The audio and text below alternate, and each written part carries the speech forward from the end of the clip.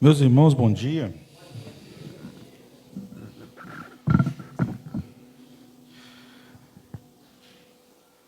Tem coisas, irmãos, que só quem prega passa. É verdade. Os irmãos que têm costume de pregar na igreja vai se identificar com o que eu vou falar aqui. Quando saiu o meu nome no boletim para pregar, no último domingo, a gente já começa meditando, já começa estudando, já começa lendo, né? Aí veio para mim a mensagem em 2º livro de Reis, capítulo 5, pregar sobre Naamã. Eu estudei Naamã e depois fiquei meditando todo dia em Naamã, sobre a vida de Naamã, quem era Naamã, o que ele ensina, a mulher de Naamã, a escrava israelita, o rei da Síria, o rei de Israel, todas as lições, o encontro de Naamã com Eliseu, e fiquei. Mas quando foi ontem à tarde, deu aquele toque no coração. Não é isso aí não. Leia o texto seguinte, Geazi. Aí vai eu ler Geazi, e aí eu fiquei preso no Geazi. 2º livro de Reis, no capítulo 5 ainda, a partir do versículo 20 até o versículo 27.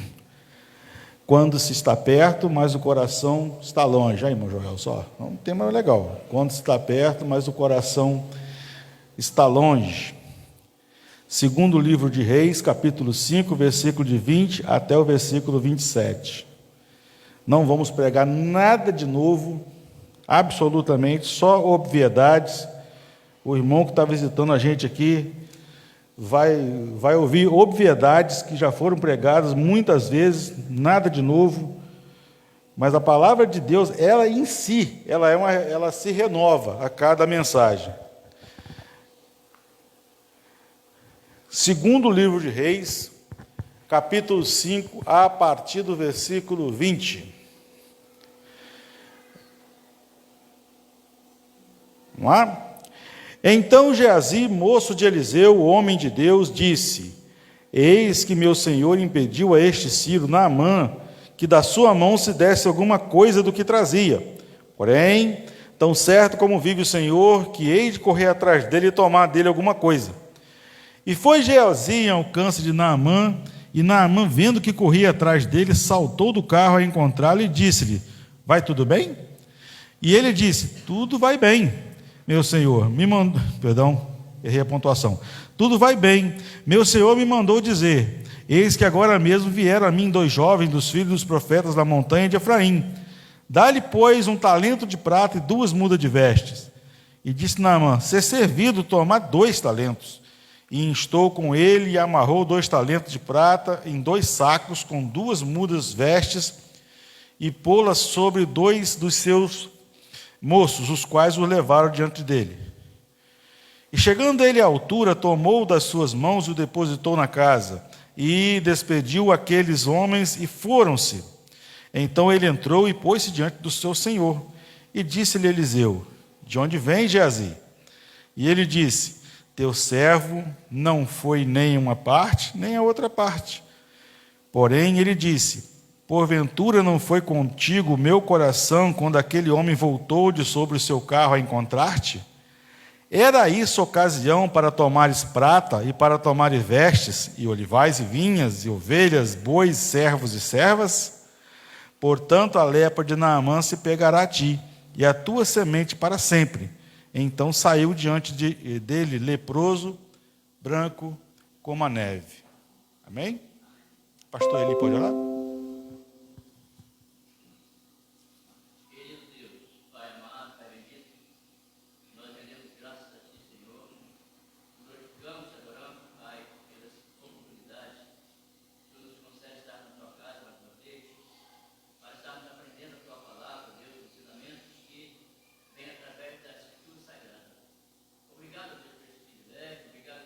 Irmãos que não estão, para aqueles que não estão, Deus, pelos nossos irmãos que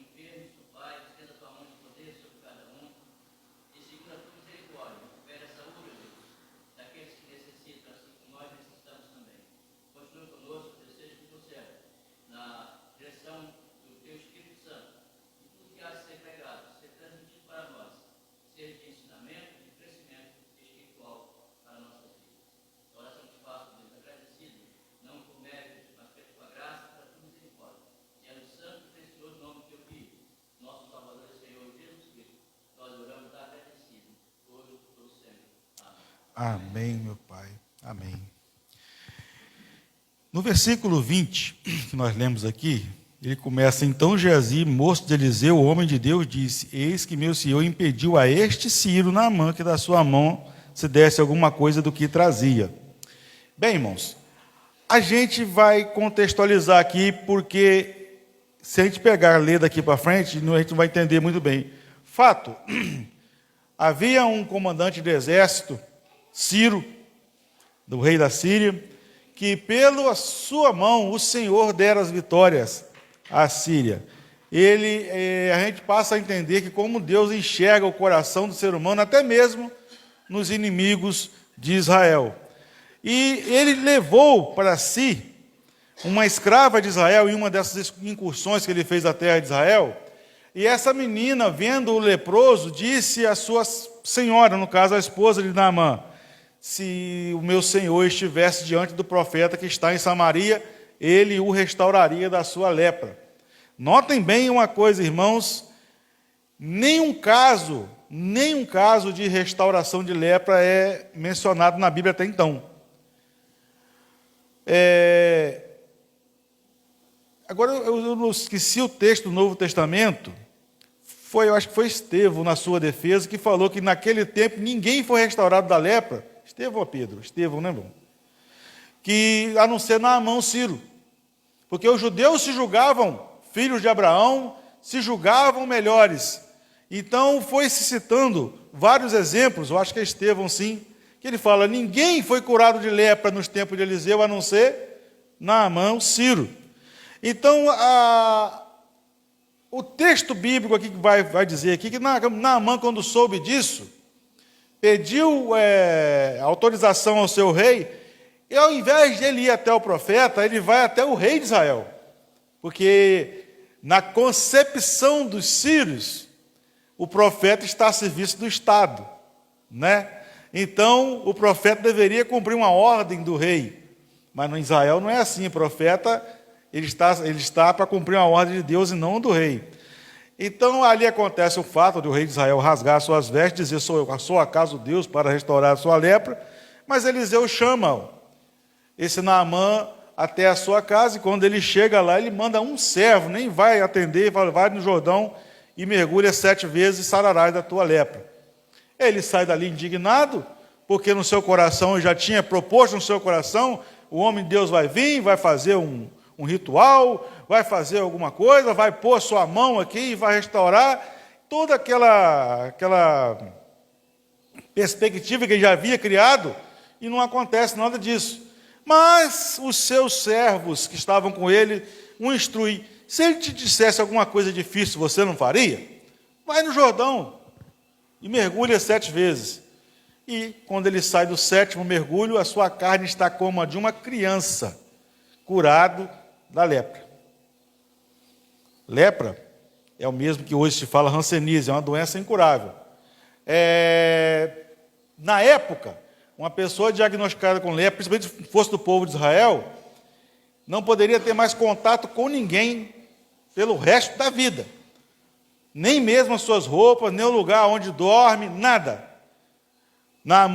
Miriam, quando foi diagnosticada, teve que passar o resto da vida fora do arraial, caminhando fora do arraial, não mais dentro do arraial.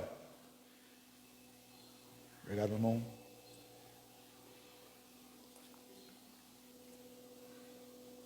E aqui o Senhor opera uma cura através de um estrangeiro. Bem, irmãos, falamos de Naamã. E Naamã, quando volta para agradecer Eliseu, ele já havia trazido muitos presentes para agradecer pelo fato, pela cura. E Eliseu disse: não quero nada, pode voltar com seus presentes, não quero nada disso. Aí entra agora a história do Geazi. Naamã era era o mais alto graduado general do exército da Síria, um homem muito rico, tinha trago muita coisa para presentear ao profeta. E aí Geazi faz algo interessante aqui, ele corre atrás do carro escondido de Eliseu para pedir algo para si. A gente tem que entender que a Bíblia é o livro de religião, vamos dizer assim, mais diferente de todos os outros, porque a Bíblia é o único livro que relata tanto os bem-feitos dos seus heróis, como os erros também. Todos os homens da Bíblia, os maiores heróis da Bíblia, o seu pecado está escrito aqui. Os seus erros, as suas falhas, todos eles. E nós vemos na Bíblia casos interessantes. Por exemplo, olha só que discipulado, nós falamos de discipulado hoje bem sucedido. Paulo, Timóteo. Paulo discipulou Timóteo. Timóteo honrou Paulo com o seu discipulado. Moisés e Josué. Não é? Moisés, aonde Moisés ia, Josué estava ali também, e Josué depois deu o quê? Deu continuidade à obra de Moisés. Foi bem discipulado. Eli e Samuel. Eli ensinou Samuel, Samuel criado na casa de Eli, e Samuel se tornou o quê? Um profeta. Um grande profeta, um grande juiz. Certo, irmãos? Mas Eli também é um caso ambíguo, porque os seus próprios filhos não deram bom testemunho. Nós temos um caso também do próprio Samuel, né, com seus filhos também, que também não seguiram os caminhos do pai. E nós temos esse caso aqui, nós lemos hoje, de Eliseu e Geazi, o seu moço, a Bíblia fala o seu moço, estava próximo, o seu discípulo mais perto, o seu discípulo mais próximo, que não acompanhou o que Eliseu ensinava. Esse período aqui de Eliseu é um período muito crítico, historicamente falando. Por quê? Capítulo 4, a partir do versículo 1 de 2 Reis, diz o quê? Que uma mulher chega para Eliseu e diz: o teu servo, meu esposo, morreu, e ele era um dos profetas. Ia chegar do credor à minha casa para levar meus filhos como escravo. Ele deixou dívidas. Então Eliseu fala para ela: vai lá, pega emprestada vasilha, não pegue poucas, pegue bastante vasilhas. Primeiro ele perguntou: o que você tem em casa? Tem uma botija de azeite lá? Então pega bastante vasilha, vai, pega bastante, o máximo que você conseguir, depois vai enchendo. Vai enchendo, vai enchendo, vai enchendo, vai enchendo. Quando acabou a última vasilha, acabou também o azeite. Então, o que Eliseu disse para ela? Paga a sua dívida com azeite e viva do resto. Provavelmente, eram 2 crianças ainda, mas que era lícito, tá? Se um homem morresse e deixasse uma dívida, o credor podia chegar e pegar os seus filhos como escravo, dependendo da dívida. Então, a gente vai vendo um período de pobreza. Algo que estava acontecendo ali, que era um período de pobreza. No versículo 38 do mesmo capítulo 4, diz assim: e voltando Eliseu a Gilgal, havia o quê? Fome naquela terra. E ele dá uma ordem a um dos discípulos: vai, procura umas ervas, faz um caldo e dá de comer aos profetas. Saiu um jovem que não tinha muito discernimento das plantas, igual o irmão Vodaí tem, foi buscar umas plantas lá e achou lá uma rama lá, bonita, legal, verdinha, e tacou aquilo na panela e fez um cozinhado daquilo. Era o que, irmãos? Colossíntida, né? Fala, né? Era veneno. Fome. Estavam comendo qualquer coisa que tivesse vida. Quando eles deram por si e olharam a panela, a fome, a morte na panela, né? Eliseu manda jogar um pouco de farinha, ele joga um pouquinho de farinha ali e o veneno, acaba o veneno. Então era um período de muita fome, era um período de muita pobreza. No capítulo 6, aqui na frente, quando Eliseu faz flutuar o machado, mais na frente, no versículo 24, esse flutuar o machado também é interessante, porque ele diz que era emprestado, e era uma ferramenta bem cara na época, as ferramentas de ferro eram muito caras. Eles eram pobres, os discípulos eram pobres, os profetas eram bem pobres. Mas olha só, quando Samaria é cercada, e aqui é um texto bem cruel da Bíblia, a fome aumentou tanto que 2 mulheres resolveram assar seus filhos. assar os seus filhos.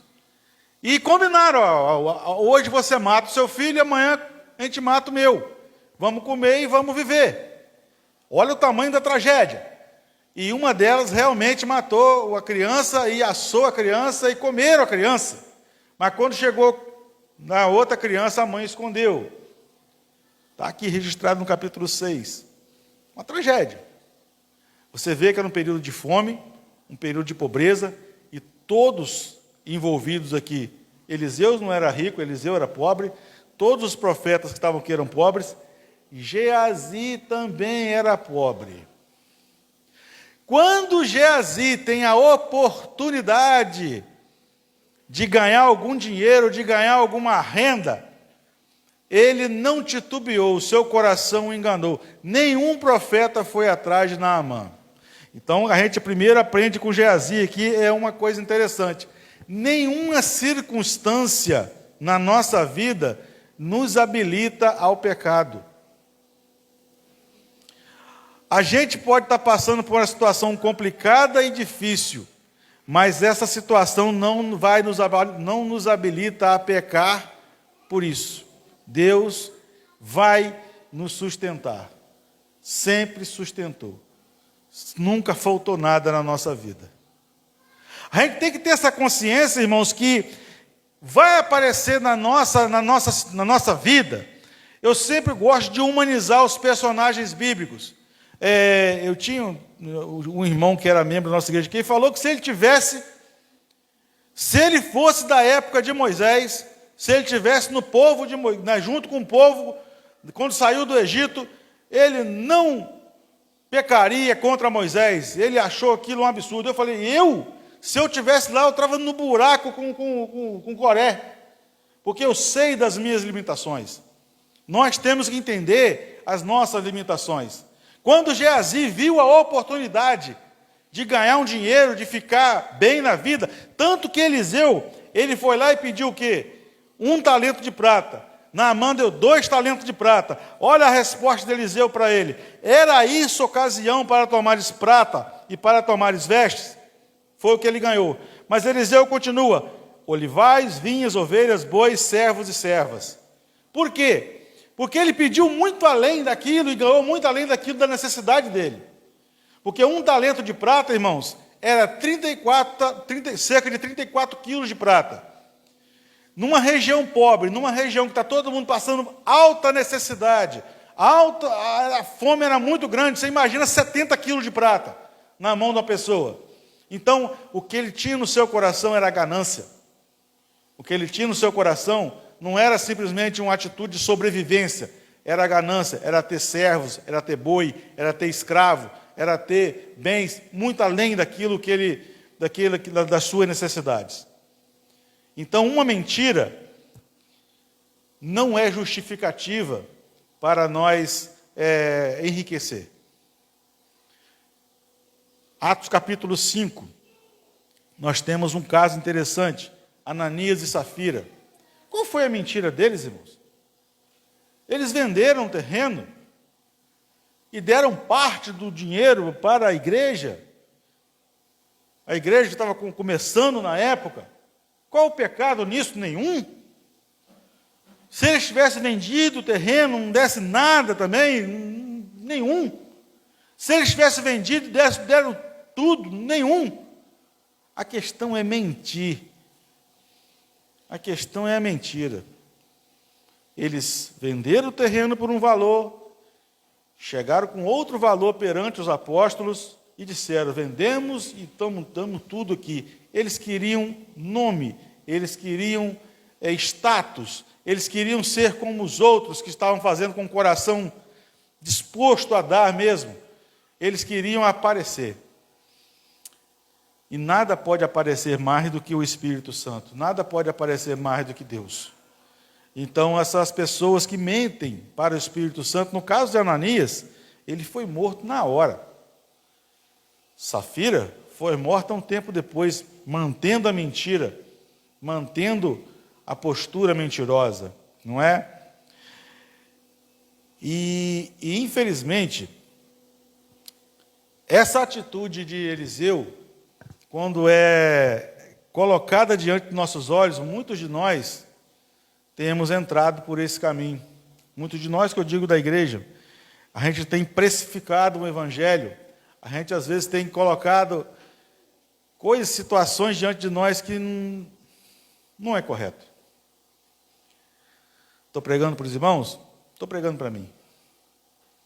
Estou pregando para mim. A gente tem que ter cuidado. Temos que ter cuidado, porque o inimigo, o diabo, ele é extremamente ardiloso. Ele espera Jesus 40 dias e 40 noites em jejum, para então oferecer pão a Jesus. Então, só com essas pedras e pães, se tu és o Filho de Deus, um desafio. Jesus era o Filho de Deus, irmãos? Claro que era. Mas ele vai acatar um desafio, uma ordem do diabo? Não. Bom, se tu és o Filho de Deus, atira-te daqui abaixo, porque está escrito: darás ordem aos teus anjos e mal nenhum te sucederá.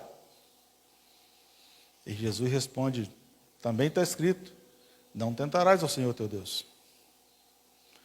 Então ele leva Jesus a um lugar totalmente sobrenatural e mostra todos os reinos e riquezas e glórias deste mundo. Jesus com fome, debilitado, 40 dias com fome, hein? Nenhum de nós suportaria isso.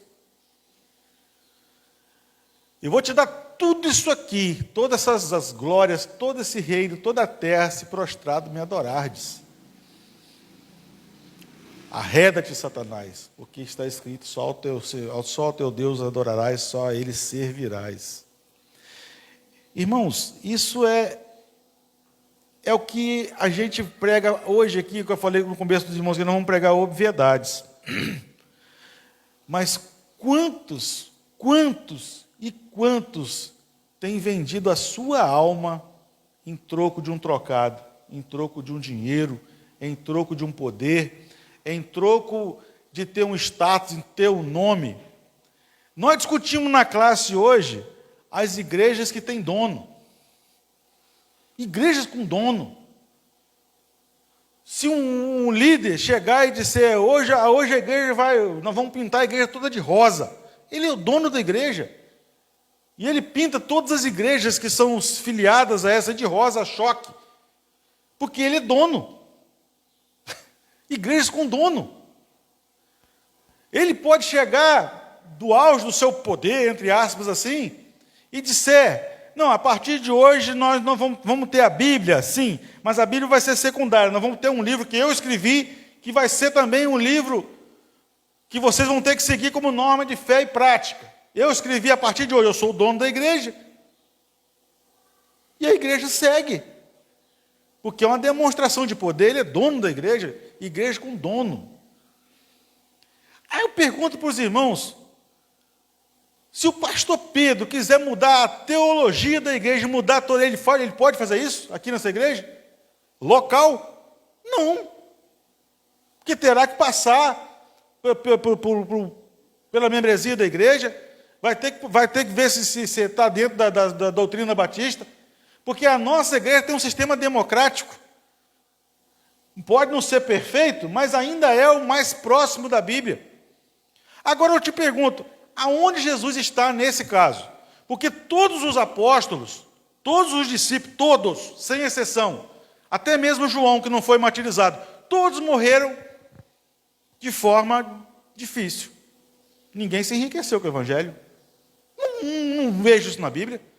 Ninguém na Bíblia se enriqueceu com o evangelho.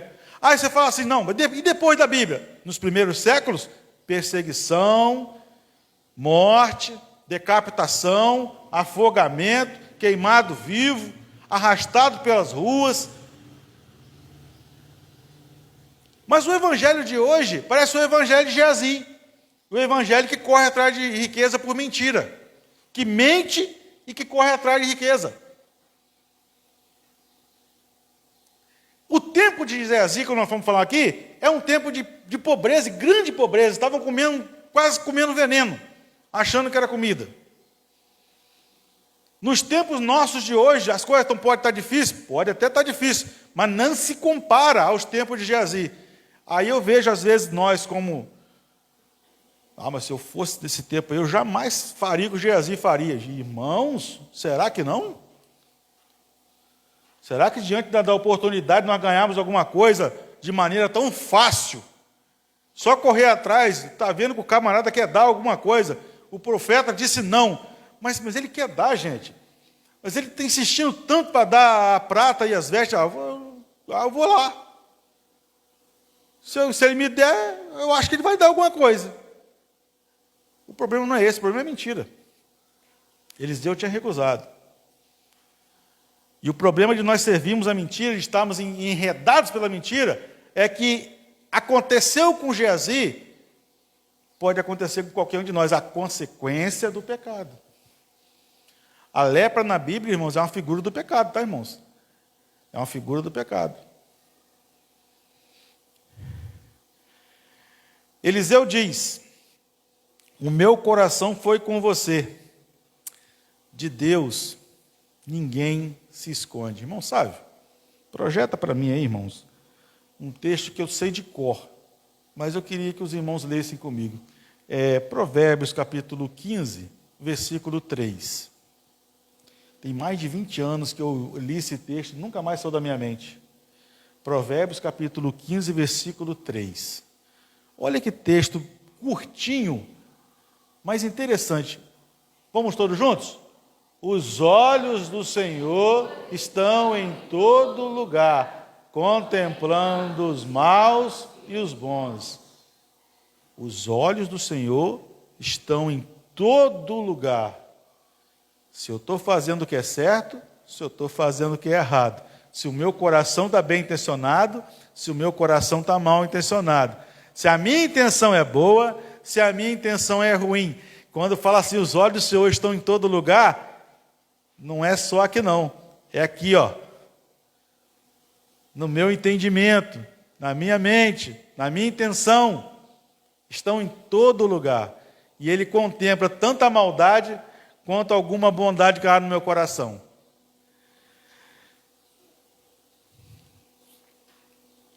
Eu gostaria de terminar com um versículo que eu não marquei aqui, mas é uma pergunta. De que adianta ganhar o mundo inteiro? Os irmãos completam? De que adianta ganhar o mundo inteiro? Se perder a sua alma. O que adianta? Então a gente tem que viver na verdade, procurar sempre estar na verdade e fazer aquilo que é verdadeiro. Eu, por mim mesmo, preciso demais disso. Nós estamos aqui no final do ano, eu vi, e a irmã falou para mim que nós estamos com dificuldade de completar a diretoria da igreja. Muito difícil completar a diretoria da igreja. Mas também não basta a gente também colocar na diretoria da igreja quem não tem vida, não tem testemunho para isso. Embora somos todos pecadores, tá, irmãos? Somos todos pecadores, miseráveis pecadores, eu me coloco como principal, como Paulo. Mas a gente tem que entender que o serviço da casa do Senhor é um privilégio. Se você foi chamado e você entende que você tem condições de fazer algo para a casa de Deus, siga a verdade. O Geazi, ele foi chamado para ser moço de Eliseu, e no entanto deu mau testemunho. Não sei, a Bíblia não fala mais dele, mas diz que ele ficou leproso. E que nós possamos, diante da palavra de Deus, quando formos chamados, sermos como Josué, né? Como Timóteo, sermos bons discípulos do Senhor. Que o Senhor nos abençoe e nos guarde, irmãos. E que Deus complete no coração dos irmãos aquilo que, por incapacidade, eu não consegui falar. Que Deus nos abençoe. Pastor, quer um recado, pastor?